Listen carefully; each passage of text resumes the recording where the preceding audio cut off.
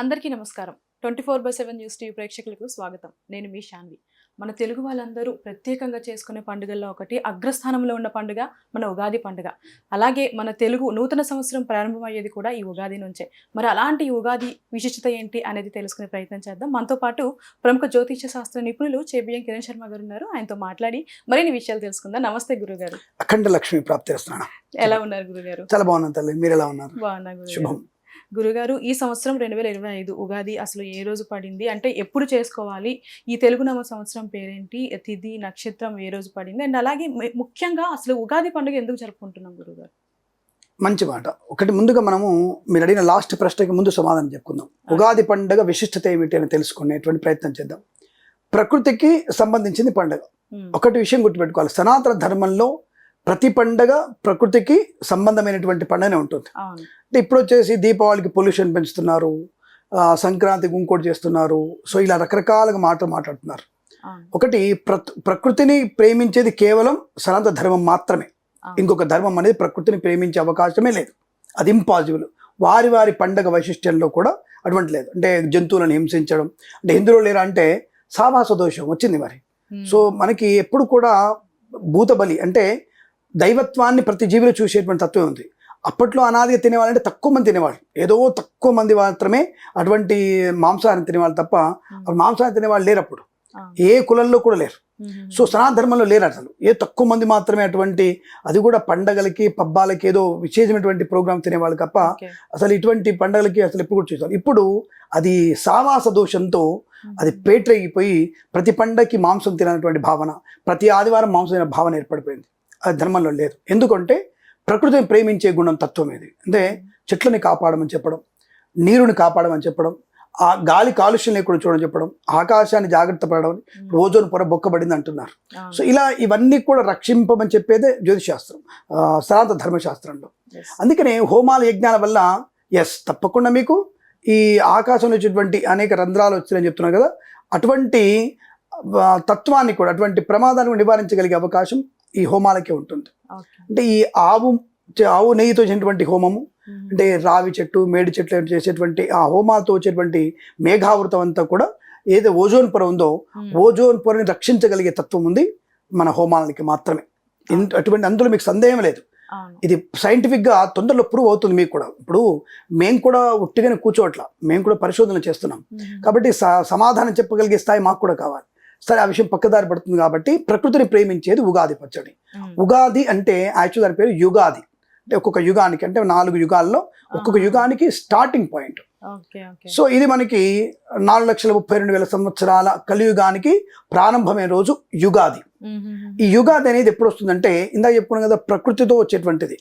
ఈ చైత్ర మాసంలో వచ్చేటువంటి, అంటే చైత్ర మాసము అంటే ఎండాకాలంలో వస్తున్నటువంటి ప్రారంభంలో చెట్ల ఆకులు రాలిపోతూ మనకు చైత్రమాసంలో మొదటి రోజున చేసుకునేటువంటిది పండగ యుగాది.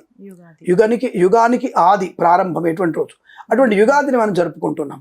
దాని పేరే ఇక నామామృతం, అంటే నామకరణంలో అటు ఇటుగా అయిపోయి ఉగాదిగా మారిపోయింది. సో ఆ ఉగాదిని కూడా మనం బ్రహ్మాండం జరుపుకునే అవకాశం ఎక్కువగా ఉంటుంది. కాబట్టి ఉగాది అనేది ఎందుకు జరుపుకోవాలంటే ప్రకృతి బద్ధమైనటువంటిది కాబట్టి ప్రకృతిలో వచ్చేటువంటి మార్పును తెలుసుకొని ఆహార వ్యవహార నియమాలని పాటిస్తూ అనుకూలవంతమైన ఆరోగ్య భోగభాగ్యాలు పొందడానికి మన సూచనగా ఈ పండుగ చేసుకుంటాం. అంటే పక్షులను కాపాడాలి, వృక్షాలు, ఇప్పుడు చెట్లు ఆకులు రాలిపోతున్నాయి అంటే ఇప్పుడు ఈ ఎర్రటి ఎండలకి ఈ నేలలు ఎర్రలు తాస్తాయి, అంటే పగుళ్ళు ఏర్పడతాయి. తర్వాత వచ్చే మాసం ఏంటి మనకి వర్షాకాలం. ఈ వర్షాకాలంలో ఎర్రని నేల ఎండల వల్ల నేలలు ఎర్ర తాచిపోయి, అంటే నేల తెలుసుకొని బొక్కలు, అంటే బొరియలు ఏర్పడతాయి. పెద్ద పెద్ద బొరియలు, అంటే బయట కనబడే బొరియలు కావు, కొద్దిగా అడవి ప్రాంతానికి వెళ్తే పెద్ద పెద్ద బొరియలు ఏర్పడతాయి మీకు, అంటే పగుళ్ళు చాలా ఉంటాయి.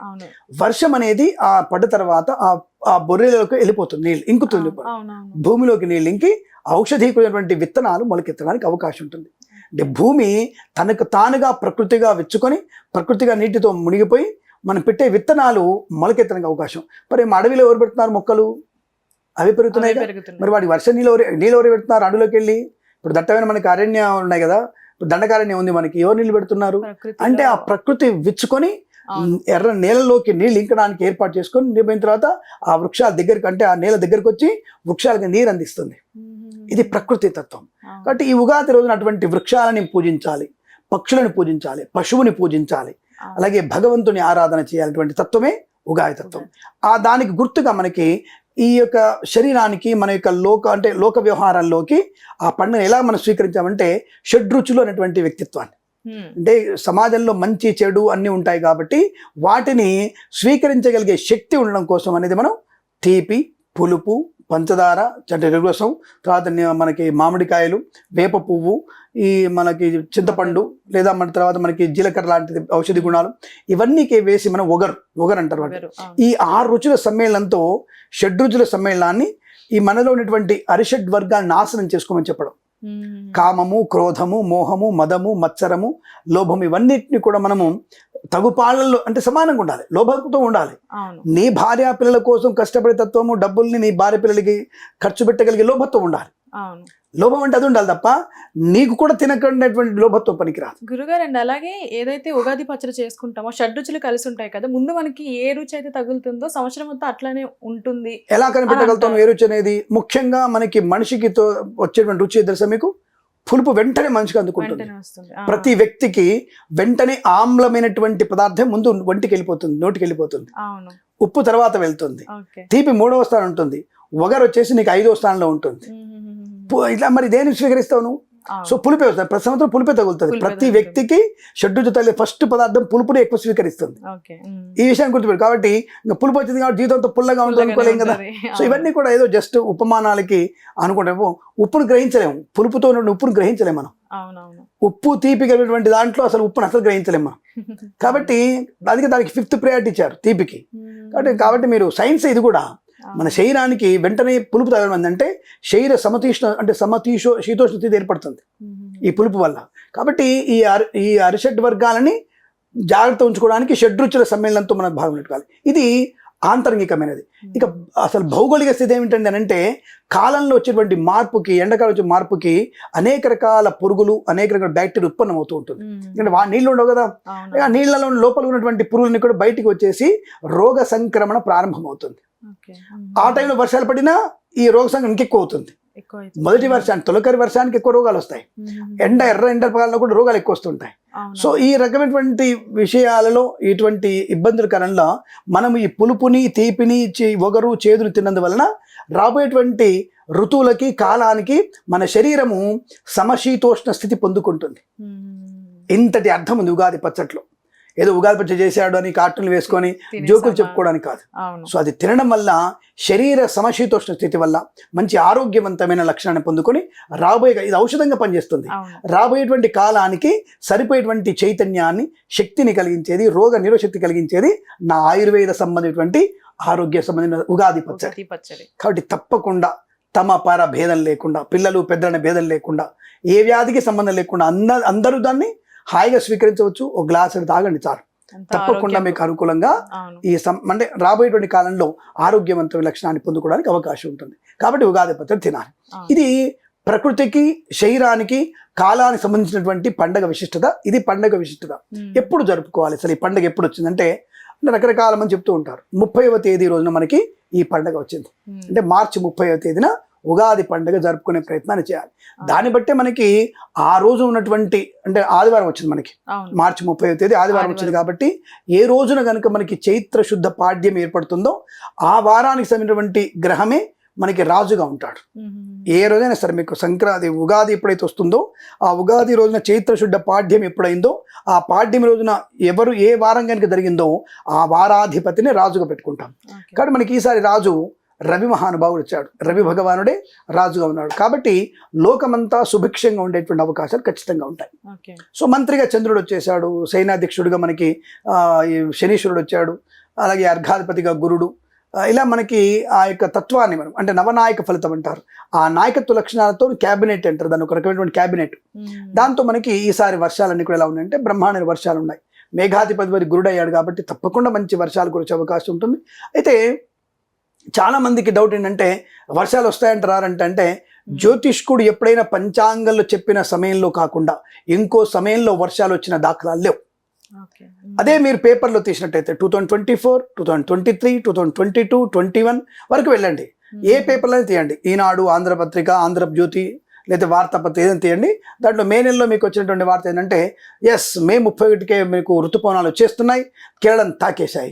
జూన్ 6వ తారీఖు తెలంగాణ రాష్ట్రానికి ఆంధ్ర రాష్ట్రం విస్తరించాయి. ఇవంతా చూస్తూనే ఉంటారు. మళ్ళీ తర్వాత జూన్ 2nd వీక్లోనే ఋతుపవనాలు వెనుకడుగు వేశాయి, వర్షాలు ఆలస్యం అవుతాయి. దాని ద్వారా షేర్ మార్కెట్ పడిపోయింది. ఇదో కారణం మీరు చూస్తూనే ఉంటారు. If you want any proof, go search your papers in the month of 2024 in the May ending every year. నేను ఎవ్రీ ఇయర్ చెప్తాను, నాటే అన్న నేనేదో వితౌట్ ఏదో నేను ప్రూఫ్ మాట్లాడట్లేదు. అది జ్యోతిష్కుల పంచాంగంలో మేము పెట్టినటువంటి ఈ పంచాంగాలలో ఖచ్చితంగా మీకు ఎట్టి పరిస్థితుల్లో కూడా పలానా టైంలో మీకు వర్షాలు పడతాయి అనే విషయంలో ఖచ్చితంగా అదే సమయంలో వర్షాలు పడినాయి. మీరు చెప్పింది కరెక్టే గురు. 100% పడ్డాయి. ఇప్పట్లో అయితే ఇవి సైంటిస్టులు వాళ్ళు వచ్చారు కానీ అప్పట్లో మనకు పంచాంగం ప్రకారం జ్యోతిష్యం ప్రకారమే చెప్పేవాళ్ళు. అయితే ఇక్కడ ఎందుకు తేడా వస్తుంది గురుగారు మీరు అడగవచ్చు. ఇప్పుడు కూడా ఈ పండగలు కూడా అంత కంగారు పెడతారు, ఒకప్పుడు ఇలా లేకుండే కదా, ఎందుకు ఇలా వచ్చిందని అడిగితే దృక్సిద్ధాంతం పూర్వ సిద్ధాంతం అనేటువంటి వాతావరణాన్ని ఏర్పాటు చేశారు. ఖగోళంలో మనకి మార్పు చాలా వస్తుంది. ఇప్పుడు ఒకప్పుడు మనకి అంటే మీకు చెప్తే జనాలు కామన్ పీపుల్కి అర్థమయ్యే అవకాశం లేదు. మనకి వేదం లెక్క అనేది కృత్తికాధిక్రమే, అంటే కృత్తికా నక్షత్రం లెక్క పెడతారు. యాక్చువల్గా మన లెక్కలు అశ్విని నక్షత్రంతో ఉండే, అశ్విని భరణి నక్షత్రంతో లెక్కలు ఉండే మనకి అయనాంశ లెక్కలు అంటారు వాటిని, అంటే అయనాంశ లెక్కలు. బాగా గుర్తుపెట్టుకోండి, జ్యోతిష్యం అనేది mathematical information, there is nothing but algorithm. జ్యోతిష్యం అనేది మ్యాథమెటిక్స్, గ్రహాల యొక్క గమనాన్ని దూరాన్ని బట్టి మన మీద ప్రభావం అని చెప్పేది జ్యోతిశాస్త్రం. సరే, ఇప్పుడు పండితులు అనే వాళ్ళు కాగితం మీద చదువుకున్న ప్రతి ఒక్కరు పండితులు అయిపోయాడు కాబట్టి దాని గురించి తప్పుడు సమాచారం వెళ్ళిపోతున్నాయి. కానీ ఇప్పుడు మీరు ఈరోజు తెల్లవారింది అని ఎలా తెలుసుకుంటారు? సామాన్య మన ఛానల్ ఫ్రెండ్స్ అడుగుతున్నాను నేను, ఇవాళ మనకి తెల్లవారిని ఎలా తెలుసుకుంటున్నారు? మీ అందరికీ ఒక ప్రశ్న నాకు చెప్పండి, ఎలా తెలుసుకుంటున్నారు? ఇవాళ తెల్లవారింది ఎలా తెలిసింది మీకు? సూర్యుడు ఉదయిస్తున్నాడు. Thank you, that's good. అంటే సూర్యుడి కాంతి మనకి ఎప్పుడైతే తగిలిందో కనబడిందో తెల్లవారింది అని అర్థం. దృక్ సిద్ధాంతం అంటే అదే, కనబడుతున్న దాన్ని బట్టి చెప్పండి, కనబడుతున్నదే శాస్త్రము, కనబడింది శాస్త్రంగా చెప్పకూడదు అనేటువంటి ముఖ్యమైన ఉద్దేశం. కాబట్టి దృక్ సిద్ధాంతం ప్రకారం మనకి పర్ఫెక్ట్ ఇన్ఫర్మేషన్ వస్తుంది. మీరే అన్నారుగా, ఇప్పుడు సూర్యుడు కనబడితేనే నాకు తెల్లవారింది తెలుస్తుంది. కానీ కొంతమంది ఉంటాడు 6 గంటల 10 తెల్లారింది, అరే నువ్వు చూసావా? చూడలేదు, చూస్తేనే చెప్పు దాని గురించి. కాబట్టి ఎందుకు మారుతున్నాయి పండుగ అంటే, రాజమండ్రి అయినా నాకు సూర్యోదయం 6:10కి అయింది, హైదరాబాద్ అయినా భాగ్యనగర్ అయినా నాకు సూర్యోదయం 6:20కి అయింది, ఇంకా కొంచెం గుజరాత్ దగ్గరికి వెళ్తే నాకు 6:32కి సూర్యోదయం అయింది. వాళ్ళ లెక్కలు కరెక్టే. అంటే ప్రాంతీయ లోకల్ మీన్ టైం కరెక్షన్, దాన్ని LMT అంటారు, లోకల్ మీన్ టైం కరెక్షన్. అది చేసుకోవాలి, దాన్ని బట్టి ఉంటుంది. పోనీ పండగలు మారుతాయా? మారు. మరి వీళ్ళందరూ పూర్వ సిద్ధాంతం ఒక ఆయన అంటాడు, దృక్ సిద్ధాంతం ఒక ఆయన అంటాడు. కానీ గ్రహణాలు మాత్రం దృక్ సిద్ధాంత ప్రకారమే గ్రహణాలు పెట్టుకుంటారు. అంటే మీరు కనబడేటువంటి గ్రహణ ఛాయల్ని బట్టి ఆయన గ్రహణాలు లెక్కెట్టుకుంటాడు. వాళ్ళు మాత్రం గ్రహణాలు ఈ టైం వచ్చి ఇద్దరు ఒప్పుకుంటారు. మిగతా విషయాలు వర్జమైన 10ంటికంటే ఆయన 12ంటికి అంటాడు. ఇలా ఈసారి మనకి దీపావళి పండుగ మారిపోయింది, గత సంవత్సరాలనే. ఈ సంవత్సరం దీపావళి మారిపోయింది, సంక్రాంతి మారిపోయింది, ఇక మనకి కృష్ణాష్టమి కూడా మార్పిచ్చేశారు. ఇప్పుడు వీళ్ళందరూ చేస్తారు, కొంతమంది పంతులు కలుపుకొని ఎండోమెంట్ డిపార్ట్మెంట్లో మేము గొప్పవాళ్ళని చెప్పుకొని వాళ్ళతో మాటలు కలిపి దగ్గర ఉన్న వాళ్ళు వెళ్ళిపోయి ఆ పూర్వ సిద్ధాంత గ్రంథాలు పెట్టేసి పండుగ లిస్టు పంపించేశారు. దాన్ని బట్టి గవర్నమెంట్ వాడు, నా ముఖ్యమంత్రి ఉంటాడో నా డిపార్ట్మెంట్ ఎవడు ఉంటాడో తెలియదు, ఎవరేం చెప్తారో తెలియదు, మాకు వాళ్ళు వెళ్ళి డిక్లేర్ చేసేసి ఆ పండుగ అంటాడు. అరే కరెక్ట్ పద్ధతి ప్రకారంగా అవి డిక్లేర్ కరెక్ట్ కాదు అని చెప్తే జనాలకి ఏముంది, జనాలకు పండుగ చేసుకోవాలి, సెలవు కావాలి, వాళ్ళకి యాటను కొయ్యాలి, లేదంటే మేకను కొయ్యాలి, లేదంటే కోడిని కొయ్యాలి. ఈ తత్వమే తప్ప ఒక పండగ, ఒక పూజ, ఒక విధానం, ఆ పండగ విశిష్టత ఏమిటి అవసరం లేదు వాడికి. సో ఇటువంటి వాటి ఏంటంటే ఈ గుంపగుత్తగా పోయినటువంటి వ్యక్తులు ఎండోమెంట్లో కూర్చొని ఇక మేమే మొత్తం సిద్ధాంతం ఇంకెవరు లేరని చెప్పేసి వాళ్ళు చెప్పిన కాగితాలకి తల ఊపేసి రైట్ పండుగలు డిక్లేర్ చేసేసారు. ఈసారి 3 పండుగల్ని వీళ్ళు భ్రష్టు పట్టించేశారు, సంక్రాంతిని కూడా భ్రష్టు పట్టించేశారు. కాబట్టి ఎవరనాలి, వీళ్ళు దృక్ సిద్ధాంతం మాత్రమే పాటించాలి అని చెప్తారు. దృక్ సిద్ధాంతమే కరెక్ట్ అయినటువంటి పద్ధతి. దాని ప్రకారం ఈసారి మీకు వర్షాలన్నీ కూడా అనుకూలంగానే ఉన్నాయి. మంచి రాజు, గురుడు, శని, కుజుడు, ఇక అంటే 9 గ్రహాల్లో 4 పోస్టులు, మోర్ దెన్ 4 పోస్టులు మంచి గ్రహాలకు వచ్చేసాయి. కాబట్టి వర్షాలు బ్రహ్మాండంగా ఉంటాయి. ఇప్పుడు అక్కడి నుంచి మన యొక్క మాటలు డైవర్ట్ అయిపోయాయి. ఈ అర్ఘాధిపతి అయినటువంటి మేఘాధిపతి అయినటువంటి గురుడు వల్లనే మనకి మంచి వర్షాలు పడే అవకాశం ఉంది. కాబట్టి తప్పకుండా మనకి ఇప్పుడు ఏంటంటే నవనాయకుల గురించి చెప్పుకునేటువంటి, అంటే just for information all the people, రాజుగా రవి గారు ఉంటున్నారు, మంత్రిగా చంద్రుడు ఉంటున్నాడు, సేనాధిపతిగా శని గారు, అంటే మనకి సెక్యూరిటీ ఆఫీసర్గా శని ఉంటున్నారు, సస్యాధిపతిగా బుధుడు ఉంటున్నాడు, ధాన్యాధిపతిగా కుజుడు ఉంటున్నాడు, అర్ఘాధిపతిగా రవి ఉంటున్నాడు, మేఘాధిపతి కూడా రవి. ఇక్కడ మూడు పోస్టులు ఒక ఆయనకి వచ్చాయి. ఇప్పుడు సీఎం గారు ఆయనే, అలాగే వాటర్కి ఆయన కారకుడు అవుతున్నాడు, అలాగే మేఘానికి కూడా అధిపతి ఆయన అవుతున్నాడు, రవి గారు అవుతున్నాడు. అలాగే రసాధిపతి శుక్రుడు అవుతున్నాడు. రసాధిపతి అంటే మన యొక్క ఫలాలు ఫలవంతమైనటువంటి విత్తనాలని అభివృద్ధి చేయడానికి రసాధిపతి శుక్రుడు అవుతున్నాడు. నీరసాధిపతి బుధుడు అవుతున్నాడు. ఈ ఈ ఆధిపత్యం వల్ల మనకి ఏమవుతుందంటే ప్రతి విషయంలో కూడా 3 ఆధిపత్యాలు రవికి వచ్చాయి కాబట్టి ఈసారి మనకి సస్యవృద్ధి, ధాన్యం పంటలు బాగా పండడం, అనుకూలమైనటువంటి శుభయోగాలు, ప్రపంచంలో శాంతి పొందే అవకాశం, ప్రపంచ శాంతి కొరకు మన నాయకులు నిలబడే అవకాశం ఇది ఖచ్చితంగా ఉంటుంది. అయితే ఈ సేనాధిపతిగా శని వచ్చినప్పుడు ఏంటంటే సెంట్రల్ గవర్నమెంట్కి స్టేట్స్ గవర్నమెంట్ కొద్దిగా ఉప్పు నిప్పు లాంటి పరిస్థితులు ఏర్పడతాయి. అది జూన్ మాసంలో కొద్దిగా ఎక్కువ ఉండే అవకాశం ఉంటుంది. జూన్ నెలలోనూ తర్వాత సెప్టెంబర్లో. అయినా ఈ కేంద్ర ప్రభుత్వంతో రాష్ట్ర ప్రభుత్వాలు ఢీ కొన్నందువల్ల ఒరిగేదే ఉండదు. సో వాళ్ళ యొక్క నిర్ణయాల్ని కఠినంగా అమలు చేసేటువంటి అవకాశాలు ఖచ్చితంగా ఉంటున్నాయి. దేశద్రోహుల సంబంధించిన కొంతమంది కూడా దానికి ఇబ్బంది పెట్టేటువంటి అవకాశం ఉంటుంది. కొన్ని ప్రాంతాలు అటువంటి ఇబ్బందికర వాతావరణం సూచించేటువంటి తత్వం కనపడుతోంది. ఏదేమైనా వర్షాలు బాగా ఉన్నాయి, పంటలు బాగా పండే అవకాశం, అన్ని రాశుల వారికి కూడా అనుకూలం ఉంది శుభయోగాలు. 1-2 రాశులకి తప్ప అన్ని రాశులకి, ఇప్పుడు మేషరాశి వారికి అదృష్ట యోగం ఉంది. చాలా మంది ఏలినాడ్సని అంటారు. సో కాబట్టి అటువంటిది ఏం ప్రమాదం లేదు. ఏలినాడ్సని షష్టగ్రహ కూటమి ఈ తలకాయ నొప్పంతా కూడా మీకేం లేదు. అది ఏప్రిల్ 14వ తేదీ వరకే ఆ ప్రాబ్లం. ఆ ప్రాబ్లం ఏమొస్తుంది షష్టగ్రహ కూటమి వల్ల అంటే పెద్దగా ఏం ప్రాబ్లం ఉండదు. ఉద్యోగంలో స్ట్రక్ అవ్వడం, లంచాలు ఇంట్రెస్ట్ పడడం, అమ్మాయిల మీద ఎగబడడం, తొందరపాటు బ్యాచ్ అంటే ఉద్యోగం రాకుండా చేసినట్టు తీసుకోవడం, ఈ అమ్మాయిలు తప్పుడు మార్గంలో వెళ్ళడం, జుగుప్సమైన ఫోటోలు షేర్ చేసుకోవడం, ఇవి తీవ్రంగా ఉంటాయి. తల్లిదండ్రుల మాట వినకపోవడం, అటువంటి ఒక దుశ్చర్యలు ఉంటాయి. అందుకే ప్రతి ఇంట్లో కూడా రామనామస్మరణం, శివనామస్మరణ చేస్తే పిల్లల్లో మంచితనం, పెద్దల్లో అనుకూలత, ఆరోగ్య లాభం, ఉద్యోగ లాభాన్ని పొందుకునే అవకాశం ఉంటుంది. సమస్య చెప్పినాము, పరిష్కారం కూడా చెప్పినాం, దాని గురించి టెన్షన్ పడడం ఎందుకు? కానీ ఈ షష్టగ్రహ కూటాన్ని కొంతమంది జ్యోతిష్కులు భూతద్దల్లో చూపించేసి మీనరాశి వారు చచ్చిపోతారు, మేషరాశి వారు నొక్కిపోతారు అటువంటి డైలాగ్ అనేది కరెక్ట్ కాదు. అటువంటివి చూపించడం వల్ల పెద్దగా మనకు ఒరిగేది ఏమీ లేదు. సో కాబట్టి ఈ సంవత్సరంలో మేషరాశి వారికి కొంత అనుకూలత ఉంది, వృషభ రాశి వారికి అదృష్ట యోగం ఉంది, మిథున రాశి వారికి ధనలాభం ఉంది, కర్కాటక రాశి వివాహ యోగం ఉంది, అలాగే సింహరాశి వారికి విదేశీయానం ఉంది, ప్లస్ అనారోగ్యం కూడా ఉంది. కన్యా రాశి వారికి విద్యాప్రాప్తి ఉంది, విదేశీయానం ఉంది, బంధులాభం ఉంది. తులారాశి వారికి అదృష్ట యోగం, వాహన సౌఖ్యం, సంతాన యోగం ఉంది. అలాగే వృశ్చిక రాశి వారికి బంపర్ మెజారిటీ ఉంది. వీరికి రాజకీయ నాయకులకు ఈ రాశి ఉన్నటువంటి ఈ రాశుల వారికి, వృశ్చిక రాశి వారికి ఈ సంవత్సరంలో తను అనుకున్నటువంటి స్థాయి మినిస్ట్రీ పదవి కొట్టేసుకుంటాడు. వృశ్చిక రాశి వారికి రాజకీయంలో ఎదుగుదల బాగా ఉంటుంది, నాయకత్వ లక్షణాలు బాగున్నాయి వృశ్చిక రాశి వారికి. ధనుసు రాశి వారికి ఆత్మగౌరవం ఉంది, అలాగే శత్రునాశనాన్ని పొందుకుంటారు, వివాహ యోగ్యత, సంతాన ప్రాప్తి ఉంది. మకర రాశి వారికి దేశ విదేశాల్లో పేరు ప్రతిష్టలు వచ్చే అవకాశం ఉంది, గొప్ప వ్యక్తులతో పరిచయం కూడా ఉంది, మంచి లాభాలు పొందుకునే అవకాశం ఉంది. కుంభరాశి వారికి ఆస్తిపాస్తులు పొందుకునే అవకాశం ఉంది, మంచి వ్యక్తిత్వంతో పోరాడగలిగే అవకాశం ఉంటుంది, ఆస్తుల్ని ముఖ్యంగా కొనుగోలు చేసే అవకాశం ఉంటుంది. అది మీన రాశి వారికి అదృష్టయోగమే, వాక్చాతుర్యంతో అన్ని పనులు పూర్తి చేసుకుంటారు. సినిమా ఇండస్ట్రీ మొత్తం డెవలప్ అయ్యేది మీన రాశి వారి వల్ల. మేషరాశి వల్ల కూడా సినిమా ఇండస్ట్రీ డెవలప్మెంట్ బాగా ఉంది. సో ఇన్ని శుభయోగాలు ఉన్నప్పుడు ఎక్కడికి కూడా కొన్ని ఉంటాయి నష్టం. ఇంకొకటి గోచార ఫలితాలు అనేది 40-50% వరకు మాత్రమే. జన్మ జాతకంలో 90% మీకు అనుకూలవంత ఫలితాలు ఉంటాయి. ఆ విషయాన్ని వదిలిపెట్టి మన పిచ్చిగా ఊహించుకొని ఇక కిరణ్ శర్మ ఇలా చెప్పాడు, ఇంకో శర్మ అలా చెప్పాడు, ఒక తెల్లగడ్డమైన ఇంకా బాగా చెప్పాడు, కిరణ్ శర్మ నెగిటివ్ చెప్తాడు, ఈ టాపిక్ అనేది కరెక్ట్ కాదు. జన్మ జాతకం, నీ date of birth, time of birth, place of బర్త్ని బట్టి మన జాతకంలో దశ, అంతర్దశలు, విదశలు, ప్రాణదశ, అలాగే నవాంశం ఏమిటి, కవేదాంశం ఏమిటి, సప్తవింశాంశం ఏంటి, అనేక రకాలు ఉంటాయి. ఒక జాతకాన్ని డివైడ్ చేస్తూ అంటే సూక్ష్మంగా వెళ్ళాలి పరిశీలన చేయడానికి. అలా 60 డిగ్రీల వరకు వెళ్ళిపోవాలి మేము. వెళ్ళినప్పుడు జాతకంలో మీరు అడిగే ప్రతి ప్రశ్నకి సమాధానం ఉంటుంది.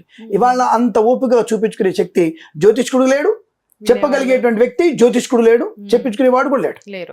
సో కాబట్టి వాడికి ఏమైనా సరే, నాకు ఉద్యోగం వస్తుందా, పెళ్ళి అవుతుందా, లవర్ ఉంటుందా ఉండదా, నాకు రోగం తగ్గదా, నేను విదేశాలు వెళ్తానా వెళ్ళనా, నాకు ఎప్పుడు ఈ విషయంలో అవుతుంది, సంతానం ఎప్పుడు అవుతుంది, నాకు ఆస్తి ఎప్పుడు వస్తుంది, ఇవి తప్ప వేరే ప్రశ్నలు అడిగే వాళ్ళు ఎవరు లేరు. ఏమనంటే మీరేమంటారు, అవునండి వేరే ప్రశ్నలు మాకేం సంబంధం ఉంటుంది, మరి ఇప్పుడు ఉగాది మాత్రమే లోక్ కళ్యాణం గురించి అడుగుతున్నారు మీరందరూ. ప్రతి మాసం కూడా అడగాల్సిన ప్రశ్నలే.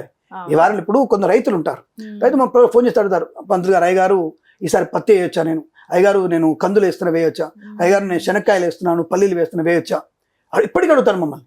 మేము చాలా సంతోషం చెప్తాం వారికి, చాలా సంతోషంగా చెప్తాం, నాన్న ఈ పంటలు వేయండి, పత్తి పంట వేయండి, పొద్దుతిరుగుడు వేయండి, క్యారెట్ వేయండి. చాలా మంది నాకు తమిళనాడు నుంచి అడిగే వాళ్ళు ఎక్కువ మంది ఉంటారు. నన్ను అడిగే వాళ్ళు తమిళనాడు వాళ్ళు ఎక్కువ మంది ఉంటారు, నెల్లూరు వాళ్ళు ఎక్కువ ఉంటారు నన్ను అడిగేవాళ్ళు. నాకు చాలా సంతోషం అనిపిస్తుంది. తర్వాత మన తెలంగాణలో వచ్చరికి వరంగల్ వాళ్ళు, ఆంధ్రాకి వస్తే నూజివీడి వాళ్ళు అడుగుతాను నన్ను. సో కొన్ని ప్రాంతాల వారే అంటే వాళ్ళు అనడానికి ఏంటంటే ఒక నమ్మకం, అంటే ఇప్పటికీ పంచాంగం పంటలు పండుగ నమ్మకం. ఈ పంచాంగం చెప్పినటువంటి పంటలు మీరు వేయండి, లాభపడమని మమ్మల్ని అడగండి. కానీ మాది యాపిల్గా జ్యోతిష్కుడు అని చెప్పేది కరెక్ట్ అవుతుందా? ఎందుకు అవ్వదంటే ఇప్పుడు పార్టీలో ఉన్నటువంటి వ్యక్తులకి గోచారం ఫలితాలు చెప్తారు. రేపు ఉగాది వస్తుంది కదా, అవునవును. టీడీపీ ఆఫీస్ ఒక ఆయన కూర్చుంటాడు, బీజేపీ ఆఫీస్ ఒక ఆయన కూర్చుంటాడు, కాంగ్రెస్ పార్టీ ఒక ఆయన కూర్చుంటాడు, ఇక రవీంద్ర భారత్ ఒక ఆయన కూర్చుంటాడు. నేను ఇప్పుడే చెప్తున్నా, నేను ఇక ప్రతి ఒక్క పార్టీలో కూర్చుంటారు అందరిగా. కూర్చొని నీ పార్టీ మాత్రం గెలుస్తుంది, నీ పార్టీ ఇక డెవలప్, అసలు నీ పార్టీకి తిరుగులేదు, ఇవి ప్రతి ఒక్కడు మొదలు పెడతాడు ఇక్కడ. ఇట్లా డబ్బాలు కొట్టేటువంటి ఈ నలుగురు వ్యక్తులు తప్పోలేగా, నలుగురు తప్పే. ఎవడికి ఎవడు చెప్పినా నలుగురు తప్పే. ఉన్న విషయాన్ని చెప్పండి, కుండ బద్దలు కొట్టినట్టుగా. రాష్ట్ర ప్రభుత్వం ఉంది, మరి నువ్వు జూన్ జూలైలో నువ్వు గందరగోళం పరిస్థితి ఏర్పడే అవకాశం ఉంది, సెప్టెంబర్ మాసంలో ప్రమాదం ఉంది, దుశ్చర్య జరిగే అవకాశం ఉంది, ప్రభుత్వం కంపనం వచ్చే అవకాశం ఉందని చెప్పొచ్చుగా. ఎందుకంటే ఎక్కడ ఉన్న మినిస్టర్లు పెట్టి కొడతారుగా, నేను పార్టీ వాళ్ళు తంతారుగా. కాబట్టి ఎక్కడ దగ్గర డబ్బా కొడుతున్నాను అంటే నేను అమ్ముకుంటున్నట్టేగా. ఇది కరెక్ట్ కాదంట నేను, ఇది కరెక్ట్. ధైర్యం ఉంటే ముందు చెప్పండి వాళ్ళకి, బాబు నేను నిజాలు చెప్తాను, ఇక్కడ ఉన్నటువంటి అబద్ధాలు చెప్పలేను నేను అని చెప్పగలగండి. ఒకే పంచాంగం బయటకు వచ్చేస్తుంది అప్పుడు. ఈ ధైర్యం ఎవరికి లేదు. కాబట్టి ఇట్లా మనం చేసుకున్నటువంటి విధి విధానాలతో పంచాంగం అనేది మారిపోతుంది. ఇక పండగ ఎప్పుడు చేసుకోవాలి, మీరు అడిగిన ప్రశ్న, పండగ ఎలా చేసుకోవాలి? ప్రతిరోజు చేసుకున్నట్టే పండగ, కొత్తగా ఏముండదు మనకి. ఆ రోజు మన తలంటు పోసుకోవాలి, అది ఏ వారమైనా సరే, మంగళవారం కానీ బుధవారం కానీ ఏ వారమైనా తలంటు పోసుకునే ప్రయత్నం. దయచేసి సూర్యుని చూడకముందే మనం స్నానం చేయాలి, సూర్యుని చూడకముందే స్నానం చేసే ప్రయత్నం చేయాలి. అలా చేసినప్పుడు మనకి సూర్య భగవాన్ అనుగ్రహాన్ని పొందుకుంటాం. సూర్యోదయం తర్వాత మొహం కడుక్కుంటే దరిద్రం, సూర్యోదయం తర్వాత స్నానం చేస్తే అరిష్టం, అనారోగ్యం. ప్రతిరోజు the before sunrise you have to do bath and complete your కాలకృత్యాలు నేర్చుకోవాలి. అది చేసుకోకపోతే కష్టం అవుతుంది, మనకి అనారోగ్యం వచ్చేస్తుంది. అప్పుడు మనం స్నానం చేసిన తర్వాత తప్పకుండా కుటుంబ పెద్దందరూ కలిసి దీపారాధన చేసి ఒక కొత్త కుండలో, ఒక మంచి కొత్త గురిగిలో తలిగినటువంటి కొత్త చింతపండు, అయితే మనకి మామిడి మొక్కలు, కారము, ఉప్పు, కాస్త బెల్లము, కొత్త బెల్లము, ఇవన్నీ వేసి కొద్దిగా జీలకర్ర వేసేసి అవన్నీ కలిపి అమ్మ కలుపుతూ ఉంటుంది మంచిగా చెరుగడతో కలిసి శుభ్రం తయారు చేసి మంచిగా ఫ్లేవర్ అక్కడ పెడుతుంది. కాస్త అమ్మవారి లక్ష్మీ పూజ చేసి దేవతార్చన చేసుకొని దేవుడి దగ్గర ఆ నైవేద్యాన్ని కుండను పెట్టేసి కాస్త నైవేద్యం అన్నం వండేసి ఆ నైవేద్యాన్ని రెండింటి కలిపి మహానైవేద్యం చేసి ధూపము, దీపము, నమస్కారం, మంగళారతి చేసి అందరికీ ప్రదక్షిణ నమస్కారం చేసుకొని అందరూ అష్టోత్తరం చెప్పుకొని 2 పూలు స్వామివారి దగ్గర వేసేసి నమస్కారం చేసుకొని అందరూ కూడా భక్తిగా ఆ ప్రసాదాన్ని తీసుకోవాలి. ఆ మంచి అసలు అమ్మ చేసినటువంటి ఆ ఉగాది పచ్చడి తింటేనే అద్భుతం, నోరు ఊరిపోతుంది మనకి. అసలు ఆ రోజున తాగడానికి ఎంతో మంది ఇష్టపడతారు. ఆ వేపు చేసినటువంటి ఆ పదార్థం పుల్లగా తీయగా వేసుకుంటే అమ్మ కాసింది పెట్టి, అమ్మ కాసింది పెట్టి అంటూ ఉంటాం. అంటే అటువంటి ఆరోగ్యమైనటువంటి పదార్థం తినడం వల్ల మనకి ఆ పూజ పూర్తవుతుంది. సాయంకాలం పూట కాస్త ముత్తైదుని పిలిచి కాస్త పశువు కుంకుమ ఇచ్చేసి అందరిలోకి వెళ్ళి కాస్త బొబ్బట్లు తిని అందరినీ పలకరించి ఆ పంచాంగ శ్రవణం విన్నవారికి ఈ సంవత్సరం నా యొక్క గోచార ఫలితం ఎలా ఉన్నాయి, వాటి జాగ్రత్తలు తీసుకుంటూ ఈ సంవత్సరం బాగుండాలనే భావన, పక్కోడితో బాగుండాలనే భావన. ఇప్పుడు జాతకం తెలుస్తుంది, పక్కవాడితో వైరుధ్యం తెలుస్తుంది. తెలిసినప్పుడు స్మైల్గా ఉండండి, నవ్వుతూ ఉండండి వాళ్ళతో. ఏం కావాలో నువ్వు అడుగుతూ ఉండు, వాడు అటు ఎడముఖం పెడముఖం ఎందుకు. అలా కలిసి ఉండడం వల్ల ఒక వీధి కలిసి ఉంటే ఒక గ్రామం కలిసి ఉంటుంది, ఒక గ్రామం కలిసి ఉంటే పట్టణం కలిసి ఉంటుంది, పట్టణం ఉంటే నగరం కలిసి ఉంటుంది, నగరం కలిసి ఉంటే మన రాష్ట్రాలు కలిసి ఉంటాయి, రాష్ట్రాలు కలిసి ఉంటే దేశం సుభిక్షంగా ఉంటుంది. ఇక్కడి నుంచి మొదలైనటువంటి చిన్న మొక్క అంటే మైత్రి అనే మొక్క మన ప్రపంచం మొత్తం చూపించగలిగేటువంటి స్థాయి మనకు ఉంటుంది. ఇదే ఉగాది యొక్క విశిష్టత. ఇలా మనం ఆ పదార్థాలు తిని అందరినీ మనవాళ్ళు అనుకుంటూ అందరికీ సూచనలు చేస్తూ మన విషయాన్ని మనం తెలుసుకొని ఆనందంగా ఉండడమే ఉగాది పంచాంగ శ్రవణ విశిష్టత, ఉగాది పచ్చడి విశిష్టత, ఉగాది పండగ విశిష్టత. ఇంతటి శుభయోగాలు, ఇంతటి ఆనంద యోగాలు ఉంటాయి ఉగాదిలో. చాలా చక్కగా చెప్పారు. కాకపోతే ముఖ్యంగా మన సనాతన ధర్మంలో ఏమన్నా ఒక కథ ఉందా మనకి, ఇట్లా ఉగాది పండుగ ఎందుకు జరుపుకుంటున్నాం అని? అట్లాంటి లెక్కలు అంటే ఉగాది అనేది కేవలం బ్రహ్మగారి తన యొక్క ఆవిర్భావాన్ని స్వీకరించిన రోజు అంతే తప్ప దానికి కొత్తగా కథలు ఏం లేవు. ఆవిర్భావం జరిగింది అంటే భగవంతుడు ఆవిర్భావన తన ఒక యుగాదికి ఒక కాలానికి మధ్యలో ఆయన సంధి బ్రహ్మగారిని చేసినటువంటి ప్రారంభమైనటువంటి రోజు అని చెప్తారు. దాన్ని అంతే కథలు ఏం లేవు. దానికి కొంతమంది దాన్ని కొత్త కథలు సృష్టిస్తారు తప్ప లెక్కల ప్రకారంగా ద టైం పీరియడ్ స్టార్ట్ అంటే టైం స్టార్ట్, ఇది టైం లైన్ స్టార్ట్ అయినట్టు అనమాట మనకి. సో కాబట్టి దాని గురించి ఏం కథలు ఏం లేవి. బ్రహ్మగారి తనకు తానుగా ఆవిర్భవించుకున్నటువంటి సమయాన్ని తనకు ప్రారంభం చేసుకున్నటువంటి యుగ క్రమణ, యుగాదిని ప్రారంభం చేసినటువంటి శుభమైన దినం. గురుగారు ధన్యవాదాలు. శుభమస్తు.